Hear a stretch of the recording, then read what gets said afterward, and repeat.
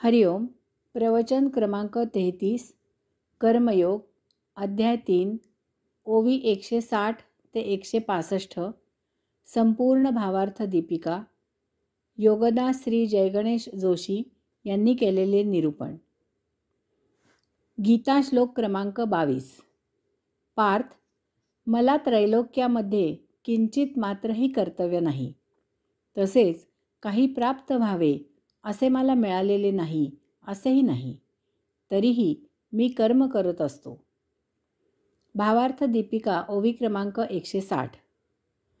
आता आणिकांचिया गोठी, काशया सांगो किरीटी, देखै मीच इये रहाटी, वर्तत असे. आता असे पहा अर्जुना, मी इतरांच्या गोष्टी कशाला सांगू, इतरांची उदाहरणे कशाला देऊ. जनरीतीप्रमाणेच, लोकव्यवहाराप्रमाणेच अशाच प्रकारच्या कर्ममार्गाने मी स्वतः आचरण करतो. कर्माचा विळखा सामान्य जनांसभोवती असतो आणि उपभोगांच्या लालसेने ते त्यामध्ये अडकतात. माझ्याही सभोवती कर्माचाच विळखा असतो, परंतु ती कर्मे माझ्या स्वाधीन असतात, कारण मला कर्मापासून मिळणाऱ्या मोबदल्याची इच्छा नाही. कर्मापासून मोबदल्याची अपेक्षा असली की आपल्याला बाह्यभागी असलेली परिस्थिती, समाज, कुटुंब, कामाशी संबंधित सहभागी लोक यांच्याशी जुळवून घ्यावेच लागते. याचबरोबर स्वतःकडून आपले मन, बुद्धी, देह, इंद्रिये यांच्याशी जमवून घ्यावे लागते. याप्रमाणे मोबदल्याची अपेक्षा असली की एखादे काम स्वीकारताना आपली आर्थिक परिस्थिती जाणून, समाजामध्ये असलेली आपली प्रतिष्ठा लक्षात घेऊन, आपले कुटुंबीय काय म्हणत आहेत हे विचारून आणि आपल्या कामानिमित्त आपला कोणाशी संबंध येणार आहे हे पाहून काम स्वीकारावे की नाही याचा विचार आपल्याला करावा लागतो. तसेच मोबदल्याची अपेक्षा असली की आपले मन त्यासाठी राजी असावे लागते. आपल्या बुद्धिप्रामाण्याचा विचार करावा लागतो. एखादे काम बुद्धीला पटत नसेल तर आपण पूर्ण क्षमतेने काम करू शकत नाही. आपल्या देहाच्या क्षमतेचा विचार करावा लागतो. आपली इंद्रिये कामामध्ये सहकार्य देऊ शकतील ना हेही पाहावे लागते. परंतु मला कर्मापासून मोबदल्याची अपेक्षा नसल्यामुळे कर्म करताना माझ्यावर कसलेही बंधन नसते. सर्वसाधारण जनता जसे व्यवहार करते त्याचप्रमाणे मी मोकळेपणाने व्यवहार करू शकतो. पुढील ओवीत हे आणखी ठसवण्यासाठी सांगतात. ओवी क्रमांक 161. काय साकडे काही माते, की कवणे एके आरते, आचरे मी धर्माते, म्हणसी जरी. ओवी क्रमांक 162.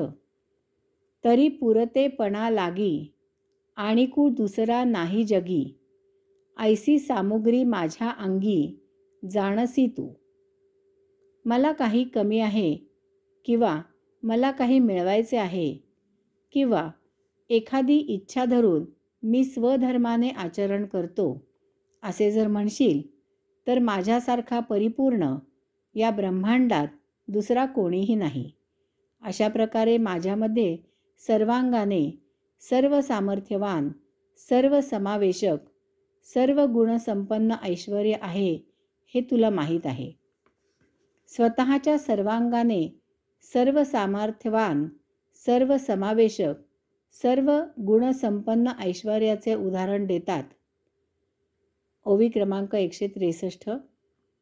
मृत गुरुपुत्र आणिला, तो तुवा पवाडा देखिला, तोही मी उगला, कर्मी वर्ते. उदाहरणार्थ, मी माझ्या गुरूंचा मृत झालेला पुत्र त्यांना परत आणून दिला, हे तुला चांगले माहीत आहे. असे माझे सामर्थ्य असूनही मी माझे नियत प्राप्त स्वकर्म करत असतो. भगवंत श्री कृष्णावतारामध्ये विद्यार्जनासाठी गुरुगृही सांदीपनी ऋषींकडे 64 दिवस राहिले होते.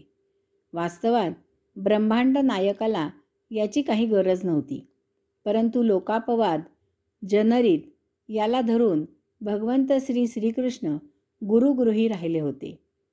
तेथे ते अन्य छात्रांप्रमाणेच रानात जाऊन लाकडे तोडून आणीपर्यंत सर्व कामे करत असत.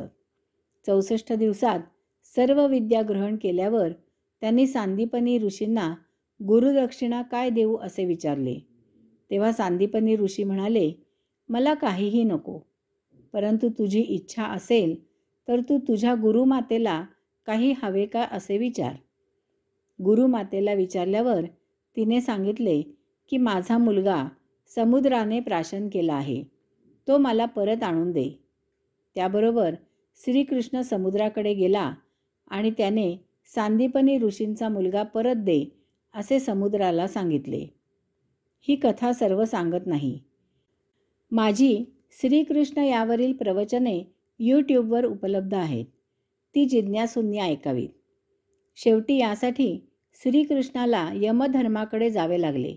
तेथे जाऊन श्रीकृष्णाने सांदीपनी ऋषींचा मुलगा परत आणला आणि गुरुमातेला दिला. अशा प्रकारे सामान्यपणे अशक्य असे कर्म श्रीकृष्णाने केले आणि म्हणून श्रीकृष्ण अर्जुनाला म्हणतो, यामुळे मला काहीही अडचण, संकट, कमतरता असणे शक्य नाही. यामुळे कर्म करताना मला कसलीही तडजोड करावी लागत नाही किंवा मला कोणाशी जुळवून घ्यावे लागत नाही किंवा माझ्यावर कसलेही बंधन नाही. मी पूर्ण निस्संग आहे. यामुळे मी जनरीतीप्रमाणे सहजच आचरण करतो. गीता श्लोक क्रमांक 23. पार्थ, कारण जर मी असे व्यवधान न ठेवता कर्म केले नाही तर अर्थातच सर्व लोक माझेच अनुकरण करतील. भावार्थ दीपिका ओवी क्रमांक 164. परी स्वधर्मी वर्ते कैसा, साकांक्षू का होय जैसा, तयाची एका उद्देशा लागोनिया. ओवी क्रमांक 165. जे भूत जात सकळ, असे आम्हाची आधीन केवळ, तरी न भावे बरळ म्हणवनिया.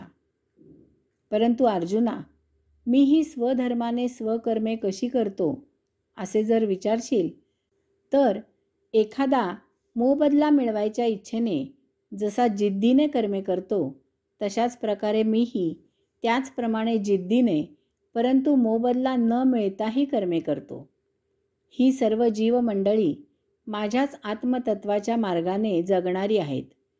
त्यांनी या मार्गावरून भरकटू नये यासाठी त्यांच्यासमोर कर्म कसे करावे याचा आदर्श असावा, असा यामागे माझा हेतू आहे. नोकरी करणाऱ्यांनी सर्व प्रकारे स्वशक्तीचा वापर करून संपूर्णपणे झटून सर्वस्व झोकून देऊन काम करावे. व्यापाऱ्यांनी ग्राहकांना सर्वोत्तम वस्तू, सामान रास्त किमतीत मिळावे यासाठी प्रयत्न करावा. शिक्षकांनी विद्यार्थ्यांना सर्वोत्तम ज्ञान कसे मिळेल याची काळजी घ्यावी. आपण देशाचे भवितव्य घडवत आहोत याचे भान शिक्षकांनी ठेवावे. वैद्यबुवांनी आजार बरा करण्यासाठी, वकिलांनी सत्य बाजूला न्याय मिळावा यासाठी व्यवसाय करावा. शेतकऱ्यांनी भूमातेची सेवा म्हणून अन्नधान्य पिकवावे. ज्ञानियांनी प्रत्येक जीव मुक्त कसा होईल यासाठी आत्मज्ञानाचा प्रचार करावा. सैनिकांनी देशाचे रक्षण करणे, पोलिसांनी समाजाची सेवा करणे हा परमधर्म समजावा. ही यादी आणखी वाढू शकते. सांगायचा मुद्दा काय तर प्रत्येकाला या जन्मी जे काम, कर्म, क्रिया, कार्य, हालचाल वाट्याला आली आहे ते आपले पूर्वसंचित आहे. तेच आपल्याला सुखदुःख न देता आनंद देऊ शकते हे लक्षात घ्यावे. अशा प्रकारे काम, कर्म, क्रिया, कार्य, हालचाल करताना आत्मिक समाधान, समाजसेवा, देशसेवा हेच सत्य धन आहे. हे सर्व आपल्या हातून देवाने करून घेतले याचा आनंद घ्यावा. पोट भरण्यापुरते सर्वांनाच मिळायला पाहिजे हे ध्यानात घेऊन पैशांच्या मागे मर्यादेत धावावे. जगताना स्वतःपुरता विचार न करता संपूर्ण मानवांचा समग्र विचार करावा. संसाराचा त्याग मुळीच करायचा नाही. संसाराचा त्याग करून तपश्चर्या करा असे सांगणारे मूर्ख आहेत. संसार करून आपले नियत विहित कर्म करूनच मुक्त होता येते. परंतु लोकांना शंकराची भांग प्यायला पाहिजे, परंतु त्यासाठी हलाहल विष पचवायला नको. श्रीकृष्णाची दहीहंडी रासक्रीडा हवी, परंतु गीता तत्वज्ञान नको. विश्वामित्राप्रमाणे हाडूक चघळायला पाहिजे, परंतु ऋषी होऊन हिमालयात तपश्चर्या करायला नको. यास्तव लक्ष्मीच्या ऐवजी नारायण प्राप्त कसा होईल ते पाहावे. नारायण प्राप्त केला की लक्ष्मी त्याचा पत्ता शोधत आपल्याकडे आपोआप येते. ती इतकी येते की स्वाभाविकपणे ती ज्यांच्याकडे नाही अशा लायकांना द्यायला आपण आपणहून उद्युक्त होतो. यासाठी प्रत्येक जण आयुष्याऐवजी जीवन जगला तर हे शक्य आहे. हरिओम.